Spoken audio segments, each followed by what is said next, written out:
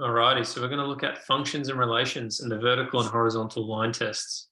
And then we're going to do 10 examples, and you have to determine whether they're functions or relations, and what kind of relations they are. So the first thing we might ask is, what is a relation? So a relation is any relationship between sets of values. So the set of x values is called the domain, the set of y values is called the range. And we'll look at some examples of what we mean by sets in a second. The next question might be, what is a function? Well, a function is what we call a well-behaved relation. And one thing we need to be aware of is that all functions are relations, but not all relations are functions. So a similar example, which might be a bit easier to get your head around, is that all cats are animals, but not all animals are cats. So if we were to draw this using concentric circles, it might look something like this. Relations is a broader term. Functions or all types of relations, but not all relations are functions. And you'll see why that is the case in a minute. So as we said, a function is a well-behaved relation. So what that means is, given an x value, we get exactly one y value. So for example, if we have a look here, we can think of a function as a machine. We've got our machine in the middle here. If I put something in and I get something out. So if I put in a 3 and I need to get out a 9, well, an example of a function could be 3x. I put in x being 3 into here. 3 times 3 would give me 9. So that would satisfy this function. Another example could be f of x equals x. I take the x value, which is 3, the domain value, and I add 6. And that's going to give me 9. So that would also satisfy it. I could also do another one. F of x equals, well, if I took 3 and I squared it, that would also give me 9. So here's just 3 examples of a function that would satisfy this. I put in a 3 and I get out a 9. I encourage you to think of some more. There are infinitely many functions you could have that would satisfy this relationship between 3 and 9. Let's have a look at two of those examples. The first example we have is this one here, which is y equals 3x. And this one here, which is y equals x squared. Now the question is, what is different about these functions? Well, one thing you could say straight away is that this one here on the left is linear, and this one here on the right is a quadratic. You could also say that given this x value input of 3, so we put in a 3, what does our function give us? Well, it gives us a 9. So if we come across to 3, that gives us an output of 9. So this is at the coordinate 3, 9. You can see that that's also the case over here, 3, 9. You can also see that at negative 3, that gives us 9. So when we're at negative 3, the output, the range value is also 9. Now, the question is, what is different about these functions? So we actually know that these are both functions because given a certain x value input, we're getting out a single, exactly one y value. So even though here I've put in 2 different x values, negative 3 and 3, negative 3 gives me exactly 9, exactly one y value, which is 9, and positive 3 gives me exactly one y value, which also happens to be 9. These 2 values, obviously 9 and 9, are the same. So what we can say is the following.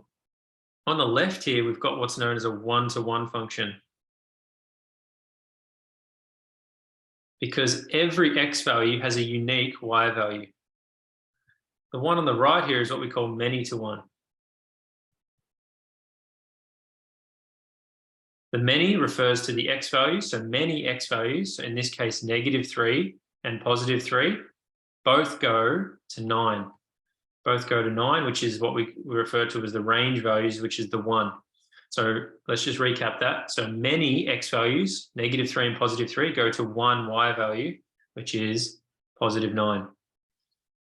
These functions, as we said, are special kinds of relations. One-to-one and many-to-one are both what are called functions. Anything else is not a function, it's a relation, and we'll go into more detail with that now. So let's have a look at this function. We've got 1 to 1 and we've got many to 1, which is just the two examples we went through. And this is just a way of sort of showing the mapping. If I take an X value in my domain and it gives me one Y value in the range, and that's all good. We've got a 1 to 1 function. Everything here maps on nicely from the domain onto the range. So we're taking one X value, it's giving us one Y value. This is what we call the most well-behaved function. It's what we call 1 to 1. If we look at this one here, many to 1, this is like the quadratic we just looked at. The two X values, so two values in the domain, give us exactly one Y value. So this was like the 3 and -3 before, giving us 9. Many X values, more than one X value, give us one Y value. Okay, and the same is true down here. Many X values give us one Y value. So this representation would be many to 1. Now it gets a bit trickier. The next thing we're going to look at are things that are not functions, but are relations. So we've got 1 to many and many to many. So these are not functions, but let's see if we can break them down. These are what are called relations, and we'll look at some relations graphically in a bit. We take our domain value. We say here, so we've got in the 1 to many example, we've got one domain value mapping to exactly one range value. So far, if we were just to look at this part, we might think it's 1 to 1. But the next thing we're going to do is we're going to look at the next part. 1, we're going to take this X value here. Let's have a look at this X value. It maps onto many Y values. You can see here how it maps onto many Y values in our range. So this is what we call one X value going to many Y values. Maybe a little sketch here would be helpful. Something like a semicircle on its side, like this, would be what we call a 1 to many relation. Because if I was to draw, let's say, a vertical line here that corresponds to a single X value, you can see that one X value is going to give us many Y values. So that would be a 1 to many relation. It's not a function.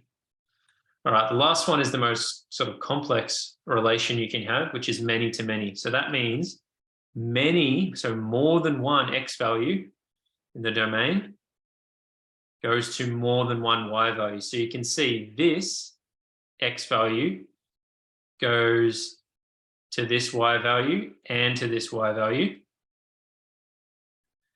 And this one here, let's look at this one here. This one here goes to that Y value and to that Y value. So what you can say is that this more than one X value goes to more than one Y value. Again, maybe a sketch will help. If we were to look at something like a circle, if I was to draw a vertical line to represent a single X value, we can see that, let's say, the coordinates here are 3, 9. And the coordinates down here are 3, -9. And the coordinates here are -3, -9. And up here, it's going to be -3, +9. We can see that more than one X value goes to more than one Y value. So -3 and -3 both go to 9 and -9. We've got this 3 over here, so 3 and -3 also going to +9. So we've got many X values going to many Y values. So that's a many to many relation. All right, more examples will hopefully make it a bit clearer. We're going to do 10 questions, quickly see if you can work out if they're functions or relations before I do. Determine the nature of these relations. So remember, all functions are relations, so we need to find out if they're functions, and then if they're functions, what kind of function or what kind of relation they are. So this one here, if I was to test it, hopefully you're getting the idea that if I draw a vertical line, that it's a test of correspondence. That's to say, it's testing for one X value, and if it gives you exactly one Y value. So far, this is looking good. This passes the vertical line test because this only touches it at 1 y value. So, drawing the line here, the x value corresponds to one y value, so it looks like a function. Now, the next one's a bit tricky. You might say to yourself, what if I draw a vertical line right along the y-axis here? It's a bit hard to tell, but what I can tell you is a vertical line drawn through the x-axis only touches at the coordinates 0, 0. So our conclusion is that this graph here passes the vertical line test. So every x value has exactly one y value, which means it is a function. In fact, it's a one-to-one function. This is one-to-one. And the reason we can say it's one-to-one is we can actually introduce the other test now. If I was to draw a horizontal line, that horizontal line would only ever cross it at one place. Now, what the horizontal line test does is a test of correspondence for your y values. And what that means is, firstly, if it passes the vertical line test, it's a function. If it then passes the horizontal line test, it's a one-to-one function. Because each y value only corresponds to one x value. All right, let's keep going. Determine the nature of this relation. If I was to rearrange this, I would get y equals 3x squared. Now we know from before, y equals 3x squared might look something like this. Does it pass the vertical line test? Yes, so it's a function. Does it pass the horizontal line test? No. Now all that means is it's not one-to-one, but that must mean we know it's a function, so it must be many to one. But it is a function, and it's many to one. The other way you can look at it is here, just by looking at this. If I substitute in any x value you like, let's pick 2, and I square it, that's going to give me y equals 3 times 4, which is 12. Any x value I substitute in is going to give me a unique y value, and you can just look at that algebraically. No matter what x value I put in, it's going to give me a unique y value. All right, let's do number 3. Determine the nature of this relation. Is this a function? Let's have a look. All right, this one is mapped to this 2. That's fine. So far it's one-to-one. This 2 is mapped to this 3. That looks good. This 3 is mapped to this 5. It's still looking one-to-one. All of these domain values are mapped to unique or individual, exactly one y value. All right, this one's where it gets a bit more interesting. 4 and 5 are both mapped to 4. Well, that would be many x values to one y value. So this is a function. And hopefully you can determine from my explanation that it's many to 1, because you can see here 4 and 5 both go to 4, which makes it many to 1. So this is a function and it's many to 1.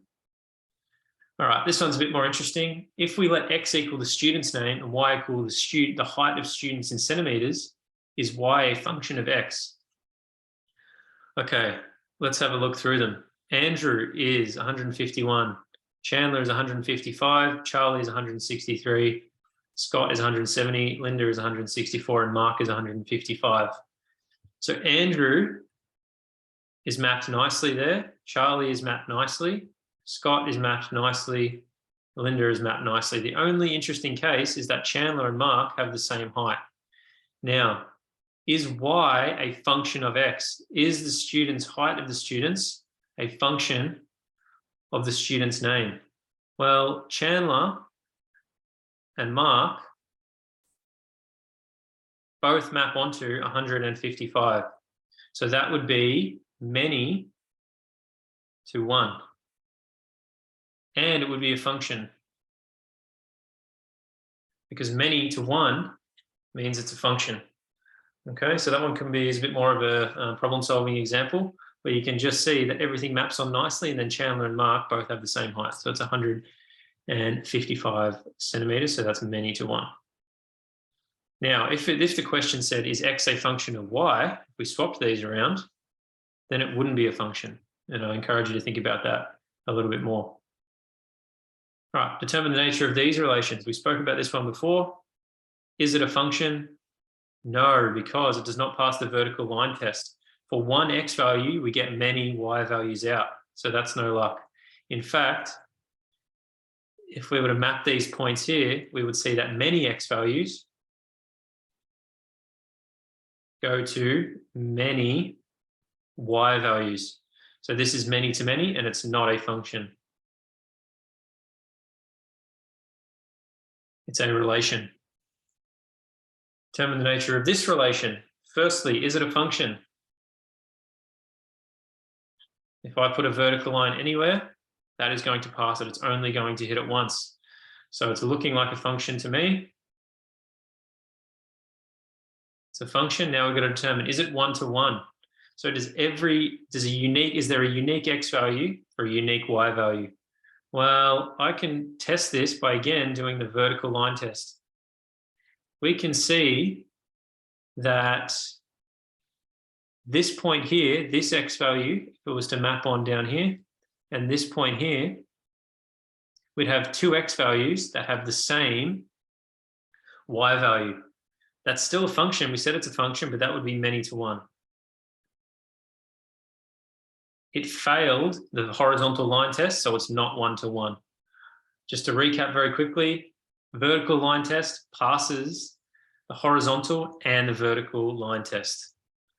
All right, 7. Which of the following sets of ordered pairs defines a function? All right, let's go through and have a look. 3 is mapped to -4, -1 to -1, -6 to 7, 1 to 5. That looks like a function to me. This 3, everything is mapped to something else. So this is a function. And it's one-to-one.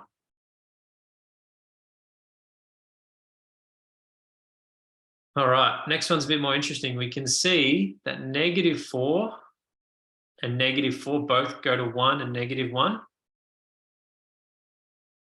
Okay. -6 and goes to 7, and -6 goes to 8. All right, so maybe we could draw it. So we've got at the x value -4, we've got a point at 1 and at -1.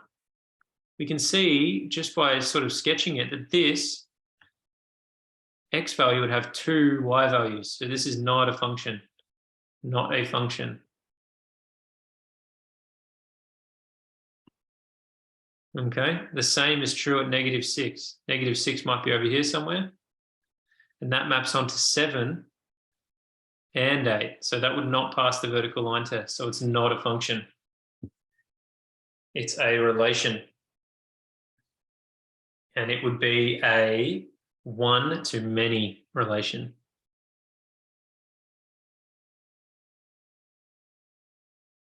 One-to-many relation. All right. Let's have a look at this one. Question 8. Decide what kind of relationship the following diagram represents and decide whether it is a function or not.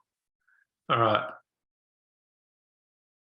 1 mapped onto 2. That looks good. That's 1-to-1 so far. 2 onto 3. That's 1-to-1. 3 goes to 5, 6, and 7. That looks to me as though one x value is going to many y values. So this is one-to-many. This is one-to-many, and so it's not a function. It's a relation. All right, speed round. Circle the graphs that indicate that y is a function of x. Assume that the y-axis is the vertical axis. All right, we can apply our vertical line test and horizontal line test. Let's look at A. It's going to pass the vertical line test. It's not going to pass the horizontal line test. So this is going to be 1. Sorry, it's not going to be 1. It's going to be many to 1. It's going to be many to 1. B does not pass the vertical line test, so it's not a function. It's a relation, and it's one-to-many. C. Now the question is a point a function? Well, hopefully from everything we've done so far, you realize that a point is a function because it just touches at one point. Whatever those coordinates are, the x value maps onto the y value, passes the vertical line test, and it would pass the horizontal line test. So this is 1-to-1. D, does this pass the vertical line test? Yes, it's only going to hit it once. Does it pass the horizontal line test? No, it does not pass the horizontal line test. If I was to draw a horizontal line right on top of it, that would hit it infinitely many times. So this one here is a function, but it's many to one. Many x values, all these x values go to one y value. Next one, is it a function? Horizontal line test, so it's a function. Passes the horizontal line test, passes the vertical line test, does not pass the horizontal line test. So that would mean that it is a function. So it's many to one. Because it failed the horizontal line test, it cannot be 1-to-1. Because let's say this x value here and this x value here map onto the same y value. So that makes it many to one. Next one, hopefully you realize this one here is not a function because it fails the vertical line test. And that's going to be 1 to many, because one x value, aka our vertical line, goes to many y values. All right, the next one here is a piecewise defined function. And those open circles mean it doesn't touch at those points. So if I was to draw a vertical line anywhere along here, it would pass the vertical line test. And even if I did it right here, straight through the middle, because that's an open circle, and this one and this previous line ends at the same point, shall we say, as the new one starts, but this one's non-inclusive of that point, we can say that this is 1-to-1. 1-to-1. So hopefully you did okay at those, and let's do the last one. Last one's a bit of a tricky one. A car is driving around a parking lot and it traces out the path shown below. If you wish to determine the car's position with respect to time, would its position be a function with respect to time? Why or why not? Now, the trick with this question is to not sort of use the vertical line test as the be-all and end-all. If you did the vertical line test on that, you might think that this isn't a function, but that is part of the way the question's trying to trick us. If we have time on our x-axis and the car's position, we know that as time is always increasing, we know that the position is changing. So no matter how we draw this, I'm not sure exactly what the position time graph would look like, but the position is always going to increase from where it started. In fact, at some stages, the position, even if you look at this loop, it might come back towards where it started.